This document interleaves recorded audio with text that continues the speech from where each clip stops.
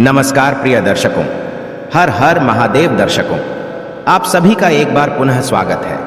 प्रिय दर्शकों, आज की कहानी बहुत ही ज्ञानवर्धक और शिक्षाप्रद है। आपसे निवेदन है कि आप वीडियो में अंत तक बने रहे। प्रिय दर्शकों, आज का हमारा प्रसंग है कि संसार में सबसे बड़ा पापी कौन है। संसार में सबसे बड़ा पापी पुरुष है या स्त्री है। तोता और मैना का यह प्रसंग है। प्रिय दर्शकों, यह कहानी बहुत ही ज्ञानवर्धक है। इस कहानी से आपको अपने जीवन में जीने के लिए ढेर सारी प्रेरणा मिलेगी। जो भी व्यक्ति, जो भी मनुष्य इस कहानी को ध्यान से सुनता है, उसके जीवन में वो कभी भी धोखा नहीं खा सकता। इस कहानी से आपको आत्मज्ञान की प्राप्ति होगी। प्रिय दर्शकों, संसार में यूं तो हर कोई इंसान पाप करता है, परंतु पाप करने के बाद उसको यह पता ही नहीं होता कि वह पापी है और वह पाप कर रहा है। इस बात का उसे भान भी नहीं होता है। लेकिन संसार में हर मनुष्य पाप करता है।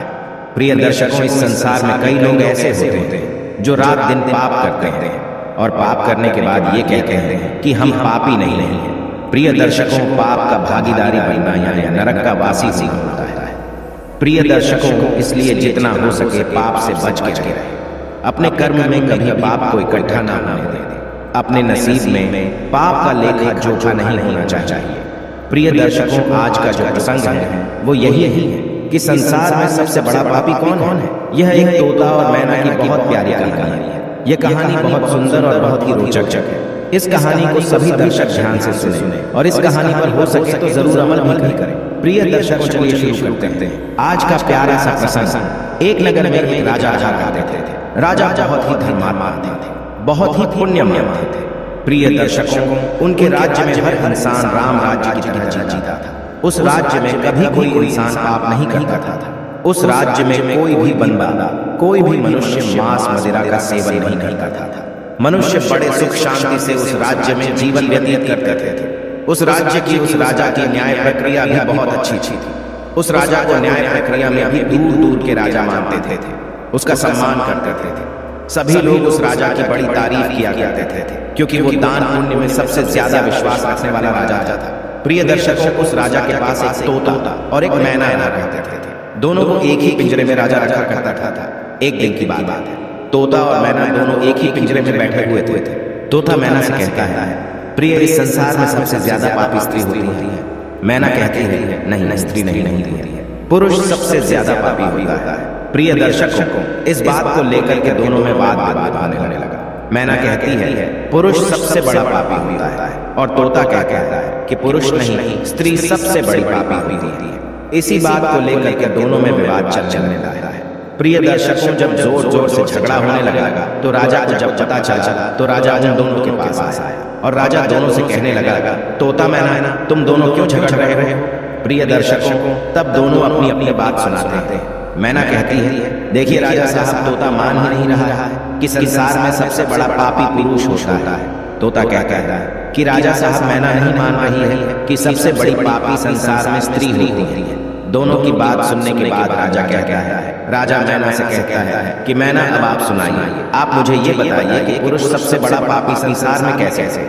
प्रिय दर्शकों, तब मैना एक छोटी सी कहानी सुनाती है और कहती है कि राजा साहब, एक नगर में एक सेठ रहा करता था। उस सेठ का एक लड़का था और वह लड़का रात दिन जुआबाजी और सट्टा खेलता था। सेठ के खूब समझाने के बावजूद भी वह लड़का नहीं समझता था। अंततः सेठ उसको समझाकर मृत्यु को प्राप्त हो गया, लेकिन वो लड़का नहीं समझा। प्रिय दर्शकों, मैना आगे कहती है, जब पिता की मृत्यु होने के बाद वो लड़का और भी ज्यादा स्वतंत्र हो गया।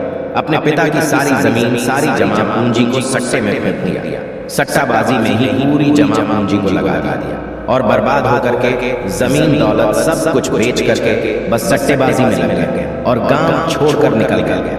जब वो लड़का गांव छोड़कर निकल जाता है तो दोबारा लौट करके उस गांव में नहीं आता है। घूमता घूमता वो एक नगर में पहुंच जाता है। उस नगर के राजा के महल के सामने जाकर के बैठ जाता है। राजा उस लड़के को देखता है और देखने के बाद राजा सोचने लगता है कि ये लड़का बड़ा सुंदर है।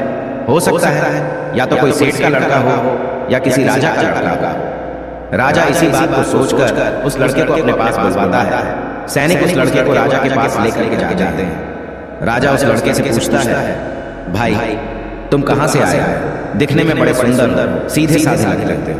तुम कौन हो, कहाँ से आए हो, तुमको क्या परेशानी है?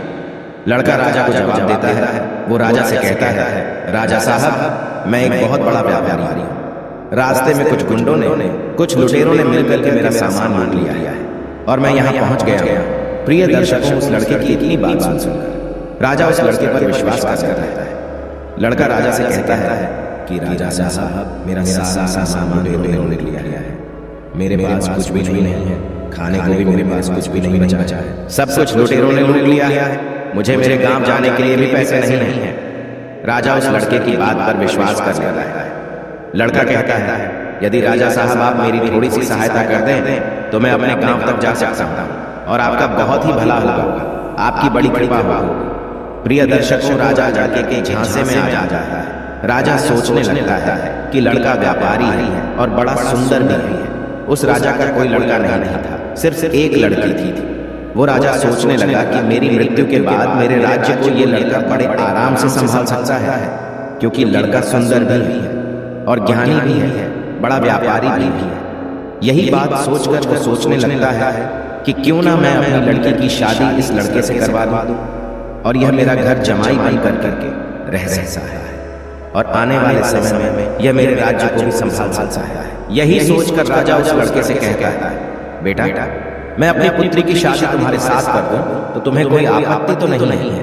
प्रिय दर्शकों, लड़का यह बात को सोचकर मन ही मन में अंदर ही अंदर बड़ा खुश होने लगता है। लड़का राजा से कहता है, हाँ राजा साहब, मैं तैयार। यदि आपका हुक्म है, आपका आदेश है, तो मैं कैसे मना कर सकता हूं। प्रिय दर्शकों, राजा अपनी पुत्री की शादी उस लड़के से करा देते हैं। काफी सारा धन दौलत और दास दासियां देकर अपनी पुत्री को उस लड़के के साथ राजा विदा कर देते हैं। प्रिय दर्शकों, जब लड़का राजा की पुत्री को लेकर के जाता है तो रास्ते में उन्हें एक जंगल पड़ता है। उस जंगल में वो लड़का उस राजा की पुत्री से कहता है, देखो, अब तुम मेरी पत्नी हो और पत्नी का यह धर्म होता है कि वो पति की हर बात का पालन करे। लड़का कहता है, ये घना जंगल है और इस जंगल में लुटेरे बहुत ज्यादा होते हैं। इसी जंगल में मेरा भी सारा सामान लुटेरे लूट के ले गए थे, इसलिए आपके पास जितने भी गहने आपने पहन रखे हैं वो सारे उतार कर मुझे दे दीजिए, वरना लुटेरे यहाँ से लूट करके ले जा सकते हैं। प्रिय दर्शकों, पत्नी अपने पति पर विश्वास करती है और ये सदा से चला आ रहा है कि पत्नी अपने पति पर विश्वास करती है। वो पत्नी भी अपने पति पर पूर्ण विश्वास करती थी। तो वो कहती है, ठीक है जी, यदि आप कह रहे हैं तो मैं अपने सारे गहने उतार करके आपको दे देती हूँ। प्रिय दर्शकों, वो राजा की लड़की अपने सारे गहने उतार कर अपने पति को दे देती है।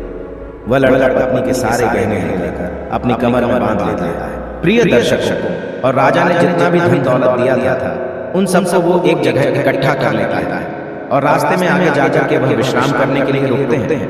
जब वह विश्राम करने के लिए रुकते हैं तो लड़का सभी दास दासियों को मार देता है और उस लड़की को पास ही में कुआं था, उस कुएं में धकेल देता है और वहां से सारा सामान लेकर के भाग जाता है। लड़का सोचता है कि सबको मार दिया है, पत्नी को भी कुएं में धकेल दिया है तो पत्नी भी खत्म हो जाएगी और अब मैं इन पैसों से बड़े आराम से अपना जीवन व्यतीत करूंगा, खूब मैं जुआबाजी करूंगा, खूब मैं सट्टा डालूंगा। यही सोच करके लड़का वहां से सारा सामान लेकर के भाग जाता है।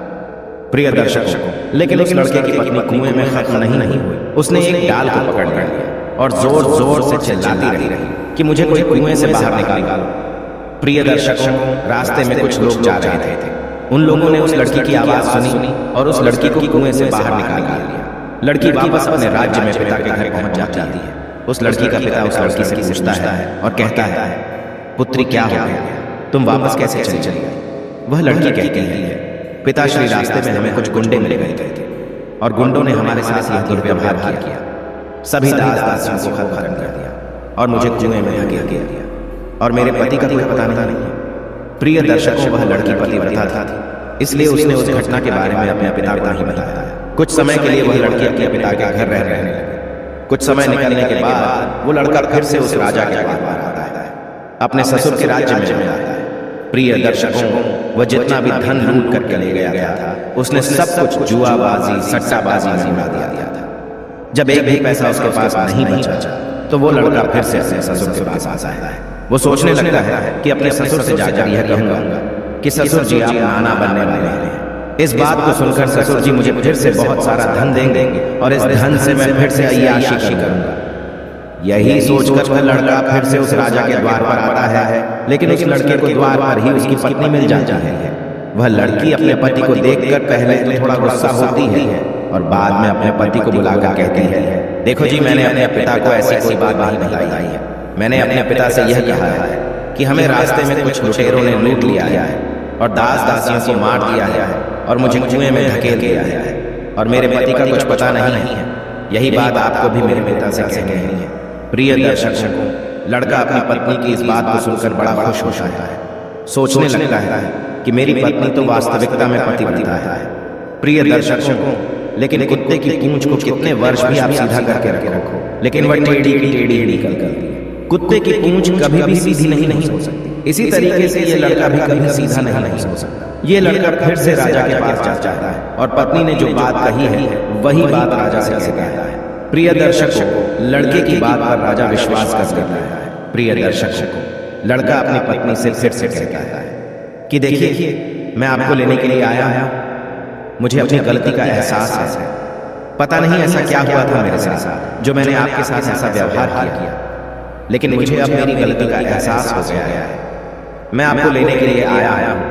आपको कल सुबह ही प्रातः काल ही मैं यहाँ से लेकर जाऊंगा। आप तैयार रहिए।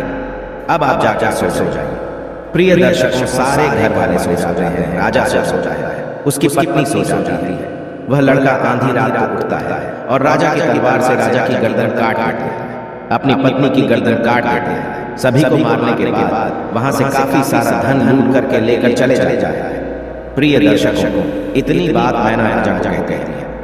राजा मैना की इस बात को सुनकर सोच में पड़ जाते हैं। उसके बाद तोता एक कहानी सुनाता है। तोता भी कहता है कि राजा साहब, मेरी ही एक छोटी सी कहानी सुनिए। तोता त्रिया चरित्र के बारे में राजा को कहानी सुनाता है। त्रिया चरित्र की संपूर्ण कहानी राजा के समक्ष रखता है। तोता कहता है, बहुत समय पहले की बात है, किसी राज्य में एक राजा रहता था। वह राजा बहुत ही धर्मात्मा राजा था। उसकी राज्य की चर्चाएं बहुत दूर दूर तक फैली थी। उस राजा का एक पुत्र था जिसकी उम्र कुछ ज्यादा नहीं थी, 12 या 13 वर्ष होगी। वह राजकुमार बड़ा ही सुंदर था। राजा उसकी शादी कर देता है। जब राजा ने उसकी शादी की तो राजकुमार मात्र 14 वर्ष का था। तभी उसकी शादी कर राजा भी अब बूढ़ा हो चुका था। एक दिन राजा ने सोचा कि अपने राजकुमार को अब राजा देते हैं, क्योंकि उस राजा ने कई शादियां की थी और पहले के राजाओं में यही नियम था कि राजा जितनी चाहे उतनी शादी कर सकता था। वह राजा अपने पुत्र को राजा देता है। उसकी शादी हो चुकी थी और एक राजकुमार की 7 शादी हो चुकी थी। राजकुमार की भी 7 रानियां आई हुई थी। वह राजकुमार जो कि राजा बना था, अपना पढ़ाई लिखाई फिर भी कर रहा था। वह रोज विद्यालय पढ़ने के लिए जाया करता था। एक दिन की बात है जब वह राजकुमार पढ़ने के लिए विद्यालय जाया जाता था तो रास्ते में उसे एक पनिहारी मिली। वह पनिहारी भी बहुत सुंदर थी।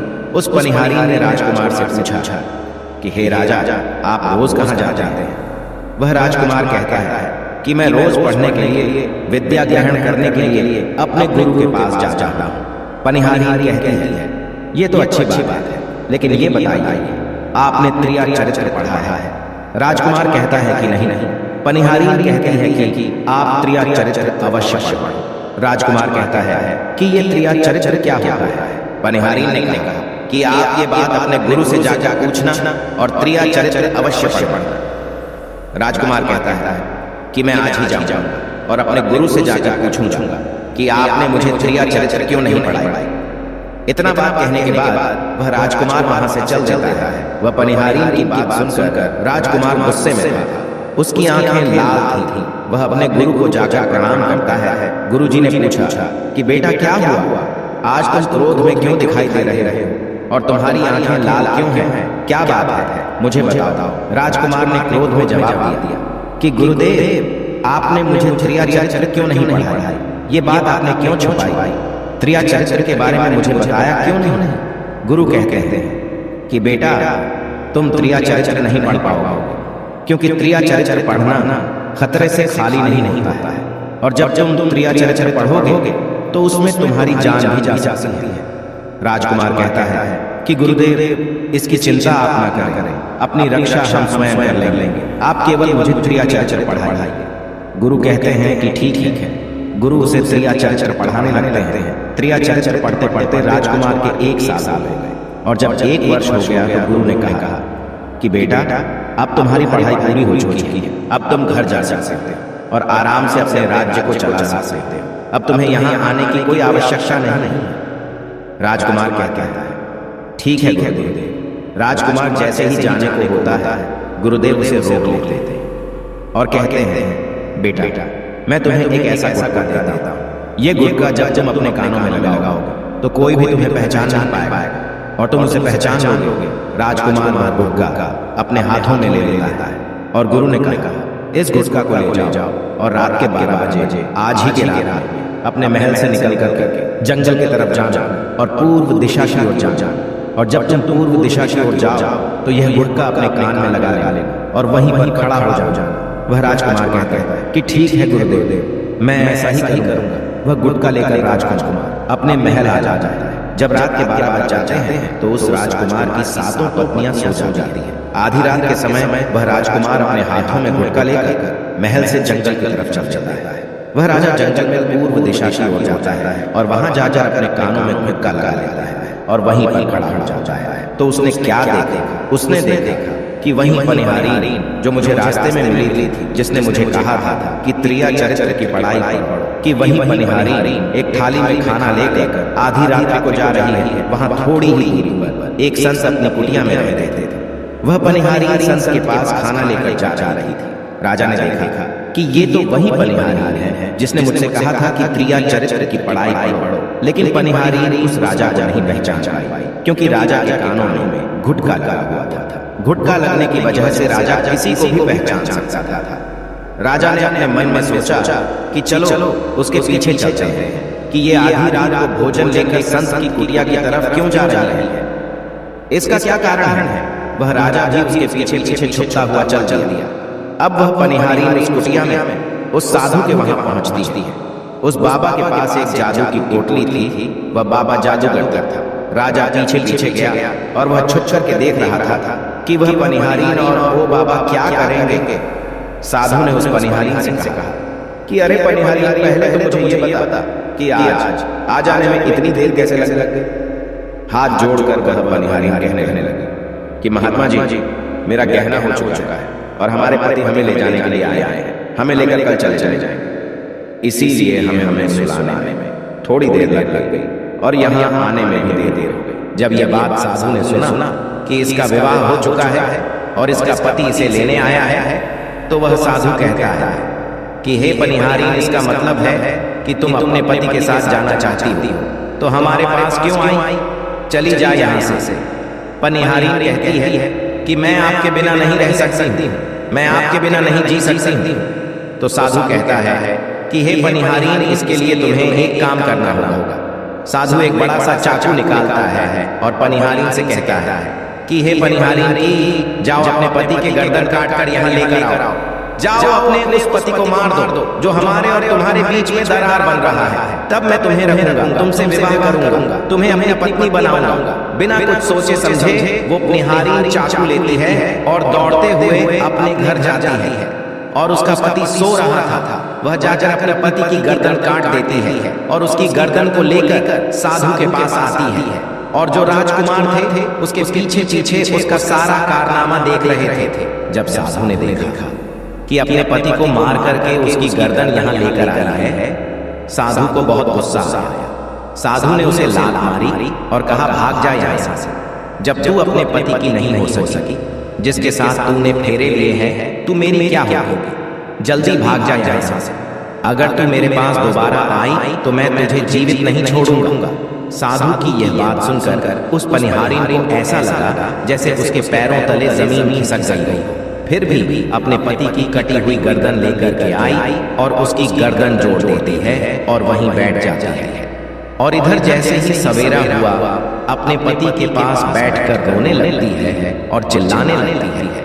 कहती है, देखो देखो, किसी ने मेरे पति की हत्या कर दी। रात में उस पनिहारी की सारा कारनामा राजकुमार देख चुका था। इधर सारे गांव वाले उस पनिहारी के घर चले जाते हैं और उसके पति की लाश को लेकर गांव के बाहर जाते हैं उसका दाह संस्कार करने के लिए। और वह पनिहारी पीछे से भागती हुई रोती हुई चली जा रही थी। और उधर राजकुमार भी जा रहे थे जो कि अपने राज्य के राजा जा चुके थे। पनिहारीन रोती हुई चिल्लाती हुई पहुंची और कहने लगी, मैं तो सती बनूंगी, क्योंकि अगर जब मेरे पति ही नहीं रहे तो ऐसे जीवन का क्या फायदा, मैं इन्हीं के साथ सती हो जाऊंगी।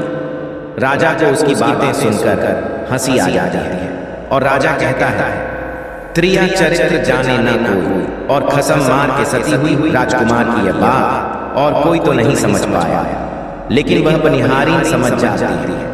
पनिहारीन कहती है कि राजा साहब, आप हमारे ऊपर यह बात कह रहे हैं, लेकिन चलिए कोई बात नहीं, मैं सती हो जाऊंगी। पनिहारीन कहती है कि जाते जाते मैं तुम्हें एक बात बताती हूँ। राजकुमार कहता है, क्या बताओ? पनिहारीन कहती है कि राजा साहब, आप जब चटाई पर बैठे तो उस चटाई को झाड़ कर बैठिएगा। राजा कहता है कि यह पनिहारीन क्या कह रही है, मैं तो राजा हूँ, मुझे चटाई पर बैठने की क्या आवश्यकता है। पनिहारीन कहती है कि नहीं, जब भी तुम्हें कोई नौबत आए चटाई पर बैठने की तो तुम चटाई को झाड़ कर बैठना। राजकुमार कहता है कि चलो ठीक है, अगर तुम कह रही हो तो मैं ऐसा ही कर दूंगा। इतना कहने के बाद वह अपने पति के साथ सती हो जाती है और राजकुमार उनका अंतिम संस्कार करवा के अपने घर को आ जाते हैं। इसी तरीके से पूरा दिन व्यतीत हुआ और उधर जब दूसरी रात आई, अपने गुरु के कहने के अनुसार वही गुटका कान में लगाया और पूर्व दिशा की ओर उसी स्थान पर जाकर खड़ा हो गया जहां पर पिछली रात खड़ा हुआ था। दूसरी रात को राजकुमार ने क्या देखा कि उसकी सातों पत्नियां भोजन की थाली अपने अपने हाथों में लेकर उसी बाबा के कुटिया की तरफ जा रही हैं। जैसे ही राजा ने अपने सातों पत्नियों को उस बाबा के कुटिया की तरफ जाते हुए देखा, राजकुमार के पैरों तले जमीन खिसक गई। राजकुमार अपने मन में सोचने लगा कि ये क्या चक्कर है। तभी उनमें से एक रानी राजकुमार को देख लेती है, लेकिन रानियों ने अपने पति राजकुमार को नहीं पहचान पाए, क्योंकि राजकुमार अपने कानों में गुटका लगाए हुए थे। वह गुटका लगाने की वजह से राजा को कोई पहचान नहीं पाता था।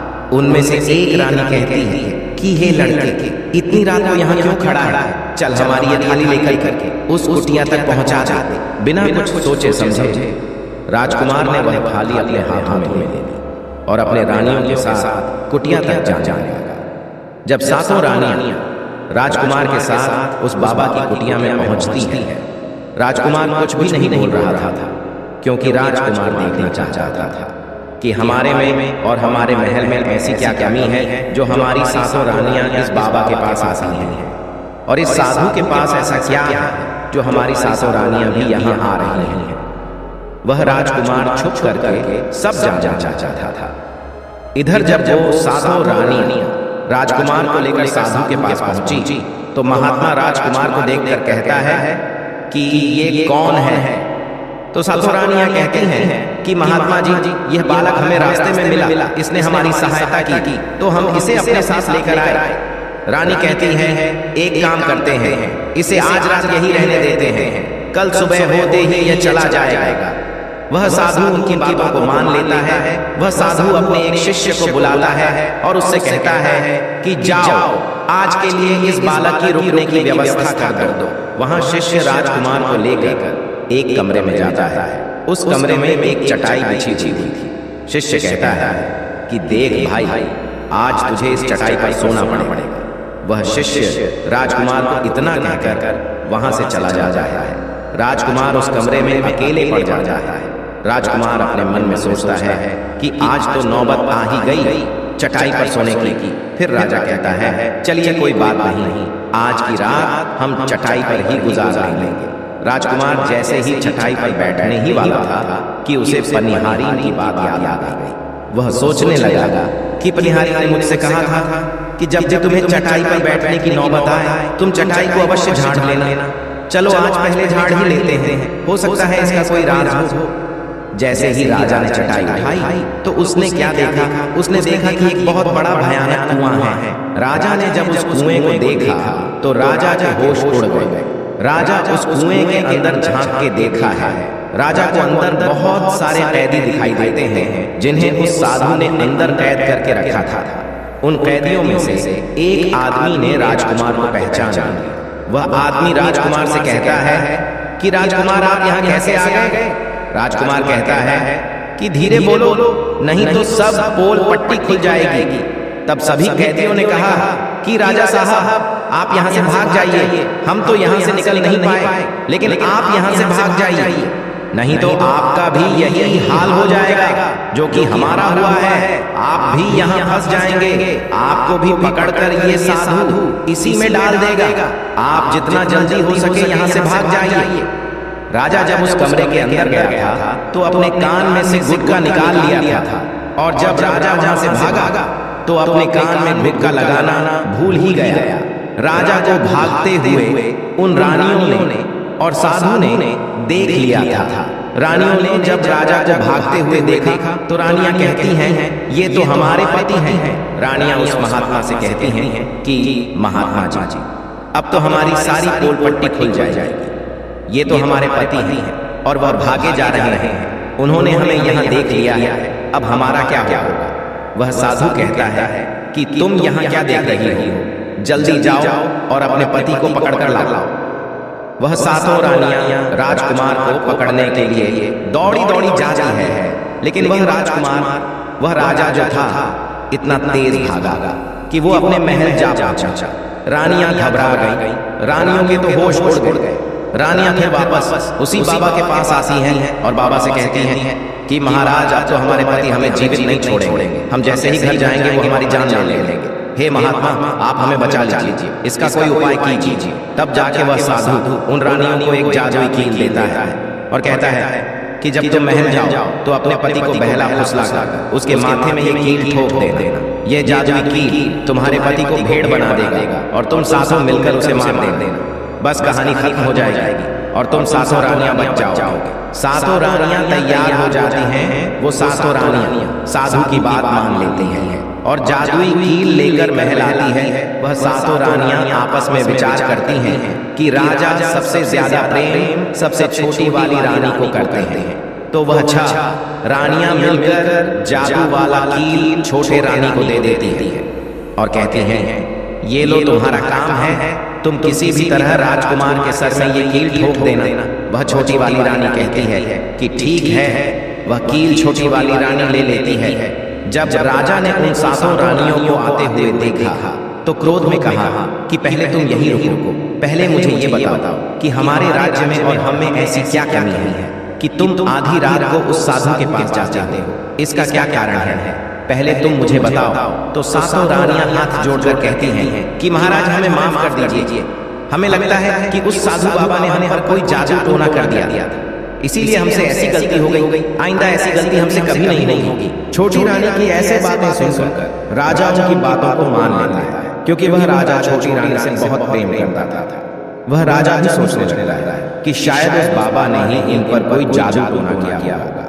राजा अपनी सातों पत्नियों को माफ कर देता है और कहता है ठीक है, तुम अपने कमरे में चले जाओ। सबसे छोटी रानी जिससे राजकुमार बहुत प्रेम करता था, सबसे छोटी रानी राजकुमार को खाना खिलाती है और राजकुमार को सुला देती है। जब वह राजा सो गया तो वह 6 रानियां भी वहीं आ जाती हैं। सबसे छोटी रानी जो थी वो जादुई कील निकालती है और राजा के सर में ठोक देती है। छोटी रानी ने कील जैसे ही ठोका, राजा पूरा तेजी से उठा, लेकिन इतने समय में वो भेड़ बन चुका था।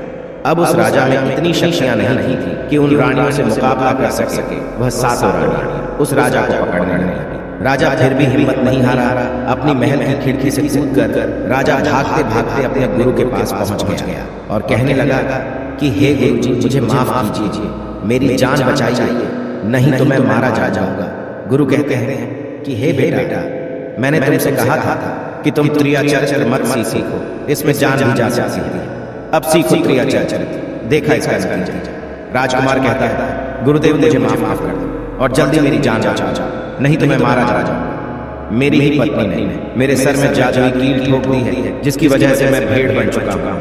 गुरु ने जब ध्यान से देखा तो कहा कि वही कील है जो वह साधु ने दिया है, मैं तुम्हें अब नहीं बचा सकता। राजकुमार कहता है कि नहीं गुरुदेव, ऐसा मत कहिए, मैं आपका शिष्य हूँ, आपका कर्तव्य है मेरी जान बचाना। तो अब गुरु कहते हैं कि ठीक है बेटा, मैं तुम्हें बचा तो नहीं सकता, लेकिन एक उपाय है। राजकुमार कहता है क्या गुरुदेव? वह गुरु कहते हैं कि हम तुम्हें तोता बना देंगे और जब तुम्हें तोता बना देंगे तो तुम सुखवाल राजा के राज्य में चले जाना और वहीं जा रहना। क्योंकि सुखवाल राज्य में वह साधु का जादू नहीं चलता है। वह राजकुमार कहता है, ठीक है गुरुदेव, आप हमें तोता बना दीजिए। वह गुरुदेव उसे तोता बना देते हैं और वो तोता बनने के बाद वो वहां से उड़ा और सुखवाल राजा के राज्य में चला गया, जहां पर बहुत सारे तोता रहते थे, वहीं जाकर रहने लगा। और सातों रानियां उस राजकुमार को खोज रही थी। जब राजकुमार नहीं मिला तो वह फिर से उस बाबा के पास जाती है और कहती है कि बाबा जी, वह राजकुमार तो भाग चुका है, आप अपनी पोटली निकालिए और देखिए कि वह कहाँ है। वह महात्मा अपनी पोटली खोलता है और देखने लगता है कि वह राजकुमार तोता बनकर के सुखवाल राजा के राज्य में रह रहा है। वह साधु ये सारी बात रानियों को बताता है तो रानियां कहती हैं कि हे स्वामी, अब क्या करें। वह साधु कहता है कि अब तुम अपने राजमहल में जाओ और जाकर के घोषणा कर दो कि जो भी तोता पकड़ करके लाएगा हम उसे 5 सोने के सिक्के दे देंगे। वह सातों रानियां अपने महल पहुंचती हैं और वहां पर घोषणा कर देती है कि सभी बहलियां से कह दो कि जो भी तोता पकड़ कर लाएगा हम उसे 5 सोने के सिक्के दे देंगे। उस राज्य के जितने बहलियां थे तोता पकड़ने के लिए चारों तरफ घूमने लगते हैं और जो भी तोता पकड़ते थे लेकर के रानी के पास जाते और 5 सिक्के ले लेते और वहां से चले जाते। और वह सातों रानियां उस तोते को मार देती थी। ऐसे ही धीरे धीरे बहुत समय निकल गया और यह राजकुमार जो तोता बनकर जहां गया था वहां सारे तोताओं से बहुत अच्छी अच्छी बातें करता था, उन्हें बहुत ज्ञान की बातें बताता था। तो सारे तोता को लगा कि ये तोता तो बहुत समझदार है, यह तोता तो बहुत अच्छी अच्छी बातें करता है, इसे हम अपना राजा बनाते हैं। सभी तोता मिलकर के उसे राजा बनाते हैं। वह राजकुमार सभी तोताओं का राजा बन जाता है और वहीं छुप कर रहने लगता है। एक बहेलिया तोता पकड़ते पकड़ते सुखवाल राजा के राज में पहुंच जाता है और वह उसी पेड़ के पास पहुंच जाता है जहां पर वह राजकुमार तोता बनकर छुप कर रहता था। जब उस बहेलिये ने इतने सारे तोते को देखा तो अपने मन में सोचा कि अगर हम इतने सारे तोते पकड़कर रानी के पास ले जाएंगे तो हमें बहुत सारे सोने के सिक्के मिल जाएंगे। लेकिन वह बहेलिया सोचता है कि हम इतने सारे तोताओं को पकड़ेंगे कैसे। जिस पेड़ पर वह तोता रहते थे वह पेड़ गोंद वाला था। जैसे ही सुबह हुआ उस पेड़ से सारे तोता उड़कर दाना पानी के लिए बाहर चले जाते हैं और इधर बहेलिया क्या कहता है, अपने चाकू से पेड़ पर चारों तरफ कट लगा देता है जिससे कि पेड़ से बहुत सारे गोंद निकल जाते हैं। पेड़ के चारों तरफ गोंद ही गोंद हो जाते हैं। अब बहेलिया सोचता है कि जब भी वो सारे तोते आएंगे इस पेड़ पर बैठेंगे वो सभी इस पेड़ में चिपक जाएंगे और मैं आसानी से उन्हें पकड़ कर लेकर चला जाऊंगा। बहेलिया वहीं छिप कर देखने लगा और जब शाम हुआ सारे तोता वापस आए और वह तोता जैसे ही पेड़ पर बैठे थे सभी का पैर उस पेड़ में चिपक गया क्योंकि पूरे पेड़ में गोंद ही गोंद लगा हुआ था। अब तो सारे तोते परेशान हो गए, उसमें राजकुमार भी जो तोता बना हुआ था वो भी चिपक गया था। सारे तोते राजकुमार से कहते हैं क्योंकि सारे तोते राजकुमार को अपना गुरु मानते थे कि आप कुछ भी सोचो, हम सबसे बाहर निकालेंगे, नहीं तो सुबह तक वो बहेलिया आएगा और हमें पकड़ कर लेकर चला जाएगा। वह राजकुमार कहता है कि तुम बिल्कुल चिंता ना करो, जब वो सुबह बहेलिया आएगा तो तुम सभी ऐसा करना कि उस बहेलिया को लगे कि सारे तोते मर चुके हैं और जब सभी तोते को पेड़ से छुड़ाकर नीचे फेंक दे तो सभी उड़कर भाग जाना।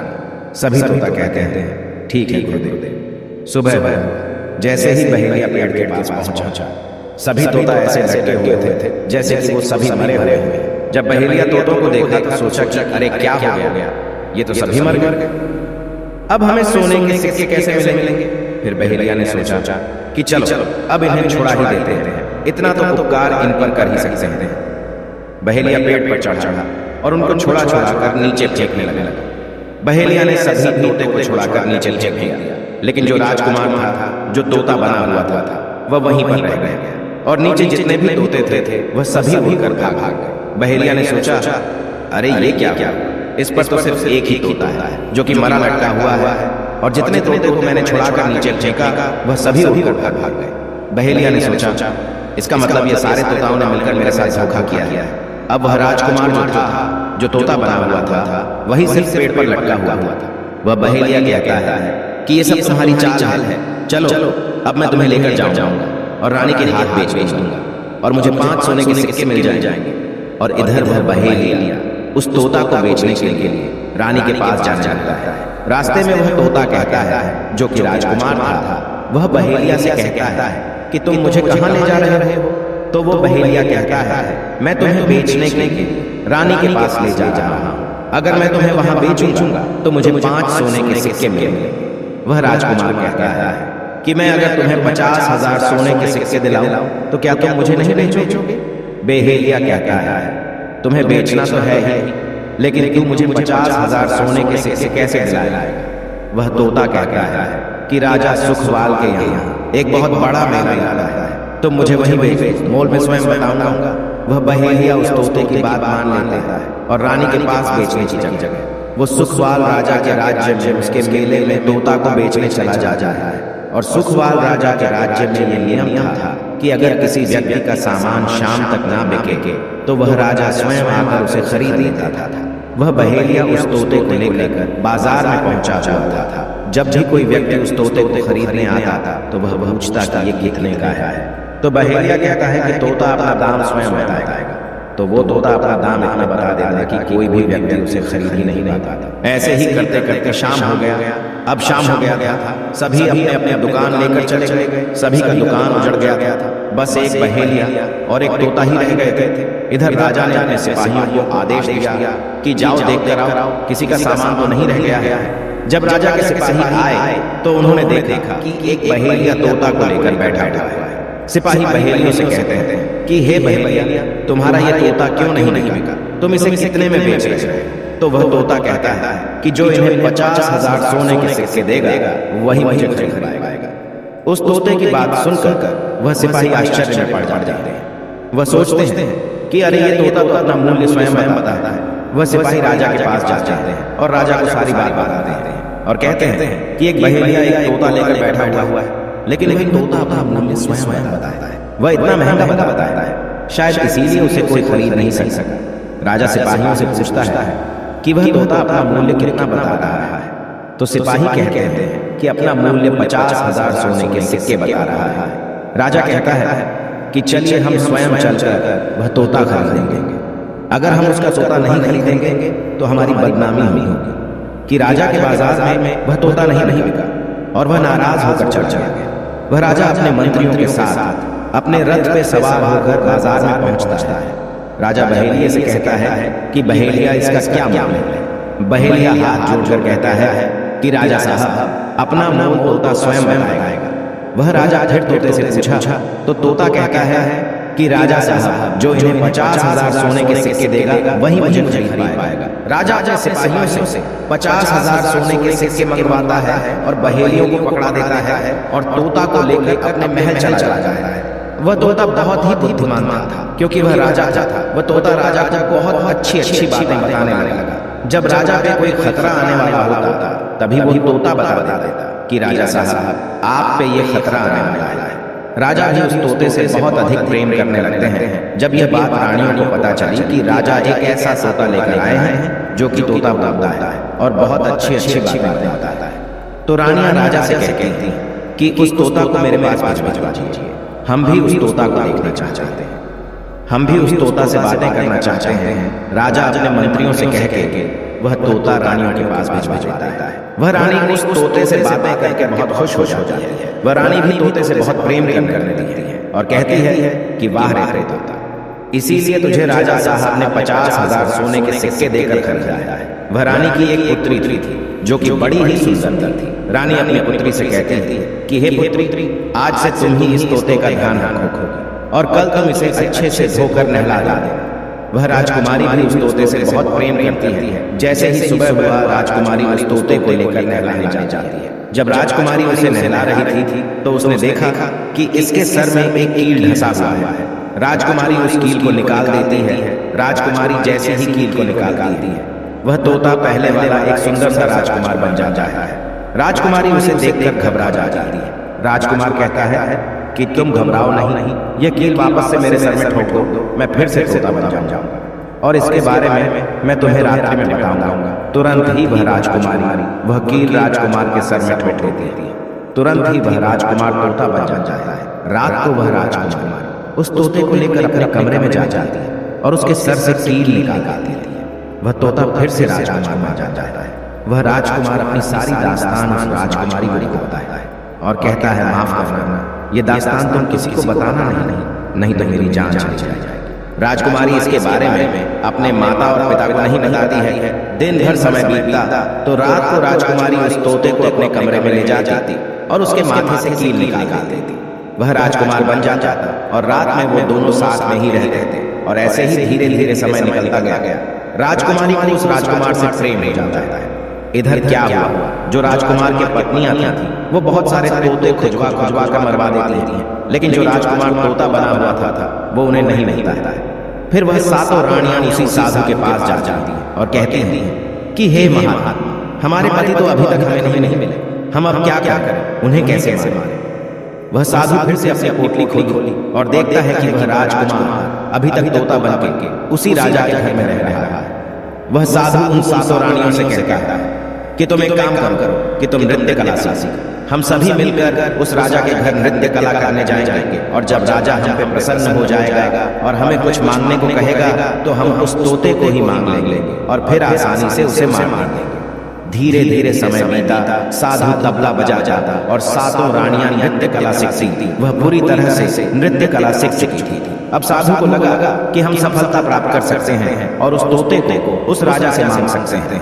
वह साधु का भेष बदल करके उन सातों रानियों को नृत्य कला वाली स्त्री बना करके राजा सुखवाल के दरबार में पहुंच गया। राजा उस साधु से पूछता है कि आप लोग कौन हैं, यहाँ क्यों आए हैं। वह साधु कहता है कि हम सब नृत्य कला वाले हैं, आपके महल में हम नृत्य कला दिखाना चाहते हैं, गाना चाहते हैं। राजा सुखवान को भी गाने बजाने का बहुत शौक था, वह मान जाते हैं। उधर साधु अपना गाना बजाना चालू करता है। जब उनकी गाने बजाने की आवाज तोता के कानों में पहुंची तो तोता समझ गया कि वह साधु हमारी सातों रानियों को लेकर भेष बदलकर यहाँ पर आ गया है। अब हमारी जान नहीं बचेगी। जब रात हुआ तो राजकुमारी उस तोते को लेकर अपने कमरे में जाती है। उस तोते के सर से कील निकालती है और वह तोता राजकुमार बन जाता है। वह राजकुमार सारी बातें उस राजकुमारी को बताता है। कहता है कि देखो, जो ये गाने बजाने वाले आए हैं ये वही साधु है। यह गाने बजाने से राजा को खुश कर देगा और बदले में मुझे मांग लेगा और ले जाकर मुझे मार देगा। वह राजकुमार कहता है कि सुनो राजकुमारी, जब राजकुमार बोले कि तोता को लेकर आओ तो तुम मुझे मत देना। जब राजा स्वयं है मुझे लेने आए तब पर भी तुम मुझे मत देना। कह देना कि मैं इस तोता को नहीं दूंगी। और जब राजा न माने, राजा तुमसे जिद करे और मुझे मांगे, तब तुम गुस्से में आकर के पिंजरे को फेंक देना। उसके बाद अपने बचने का रास्ता हम स्वयं ही ढूंढ लेंगे। राजकुमारी कहती है कि ठीक है। वहां पूरी रात गाना बजाना हुआ तो राजा परेशान होकर उन्हें कहते हैं कि मांगो, क्या मांगना चाहते हो। वह साधु कहता है कि जो आपके पास तोता है, जो आप कुछ दिनों पहले ही खरीदे हैं, वह तोता आप मुझे दे दो। राजा कहता है ठीक है। राजा अपने मंत्री को आदेश देता है कि जाओ उस तोते को लेकर आओ। वह मंत्री राजकुमारी के पास पहुंचता है और कहता है कि ये तोता मुझे दे दो। राजकुमारी कहती है नहीं, मैं तोते को नहीं दूंगी। मंत्री कहता है कि देखिए, आप जिद मत कीजिए। राजकुमारी कहती है कि तुम जाओ और मेरे पिताजी को यहाँ भेज दो, वो आकर इसे ले जाए। मंत्री राजा को जाकर सारी बात बताता है। राजा स्वयं ही आता है उस तोते को लेने के लिए। वह राजा जाकर कहता है कि बेटी, ये तोता मुझे दे दो। ये नृत्य कला वाले को देना है जो रात भर यहाँ गाना बजा किए हैं, ये उन्हें देना है। तो राजकुमारी कहती है कि पिताजी, ये तोता मैं नहीं दूंगी। राजा क्रोध में आकर कहने लगा कि बेटी, ये कैसी बातें कर रही हो, इसे देने का मैंने वादा किया है। जब राजकुमारी ने राजा को क्रोध में देखा तो राजकुमारी को भी गुस्सा आ गया और राजकुमारी गुस्से में पिंजरे को जमीन पर फेंक देती है जैसे कि राजकुमार ने उसे कहा था। वह पिंजरा जैसे ही जमीन पर गिरा वह टूट गया और तोता जो था वह सरसों का दाना बन गया। ये देखते ही साधु तुरंत कबूतर बन जाता है और उस दाने को चुगने लगता है। उसमें से जो एक दाना था वह स्वयं ही राजकुमार था। वह डगर करके एक नाली में जाकर गिरता है। जैसे ही वह दाना नाली में गिरता है वो राजकुमार बाज बन जाता है और एकदम से कबूतर पर झपटता है और उसे मार देता है। इस तरह से उस साधु की मृत्यु हो जाती है। राजा यह सब देखकर आश्चर्यचकित हो जाता है। वह बाज उस कबूतर को मार फिर से तोता बन जाता है और जो राजकुमारी थी उस तोते से कील निकाल देती है और वह फिर से पहले जैसा राजकुमार बन जाता है। वह राजकुमारी अपने पिता को सारी बात बता देती है। वह राजकुमार कहता है कि देखिए राजा साहब, मैं भी एक राजा हूँ और मैं आपकी बेटी से प्रेम करता हूँ। और मैं उससे शादी करना चाहता। वह राजा अपनी पुत्री से पूछता है कि बेटी, क्या तुम मुझसे शादी करना चाहती हो? राजकुमारी कहती है कि हाँ पिताजी, मैं इनसे प्रेम करती हूँ। राजकुमार उस राजा की पुत्री से विवाह करके अपने महल जाता है और जो उनकी 7 पत्नियां थीं उनको पकड़वा कर बंदी गृह में बंद करवा देता है। तोता कहता है, महाराज अब आप ही बताइए कि संसार में सबसे बड़ा पापी कौन है? संसार में सबसे बड़ा पापी पुरुष है या स्त्री है? दोनों की कहानी सुनने के बाद राजा इस निर्णय पर पहुंचता है। राजा दोनों से कहता है, देखो अब तुम दोनों झगड़ा करना बंद कर दो। अब इस बात का निर्णय हम करेंगे कि संसार में सबसे बड़ा पापी स्त्री है या पुरुष। कौन है संसार का सबसे बड़ा पापी? राजा सभा बैठा लेते हैं और सभा में इस बात को रखते हैं। राजा सभी मंत्रियों के सामने इस बात का फैसला सुनाते हैं। राजा क्या कहते हैं कि संसार में सबसे बड़ा पापी वह होता है जो इंसान अपनी औकात से नीचे गिर जाए, अपनी सोच से नीचे गिर जाए, अपनी औकात भूल जाए। प्रिय दर्शकों, और राजा इस बात को सुनते हैं। सभी मंत्री इस बात को मानते हैं कि संसार का सबसे बड़ा पापी वही है, क्योंकि पाप करते वक्त हर इंसान यह नहीं देखता कि वह स्त्री है या पुरुष। पाप कोई भी मनुष्य कर सकता है, स्त्री भी पाप कर सकती है और पुरुष भी पाप कर सकता है। इसीलिए सबसे बड़ा पापी वही है जो अपने आचरण को भूल जाए, जो अपने संस्कारों को भूल जाए, जो अपने से नीचा गिर जाए, यानी खुद से नीचा गिर जाए। वही इंसान संसार का सबसे बड़ा पापी होता है, क्योंकि ऐसे इंसान को यह पता ही नहीं होता कि वह स्त्री है या पुरुष, वह क्या करने जा रहा है। इस बारे में उसे कुछ पता ही नहीं होता। प्रिय दर्शकों, हम उम्मीद करते हैं कि आज की यह जानकारी आपको पसंद आई होगी। प्रिय दर्शकों, इस जानकारी से आपको यह समझ में आ गया होगा कि संसार में सबसे बड़ा पापी कौन है। मिलते हैं अगली ज्ञान चर्चा के साथ अगले वीडियो में। तब तक के लिए नमस्कार, धन्यवाद।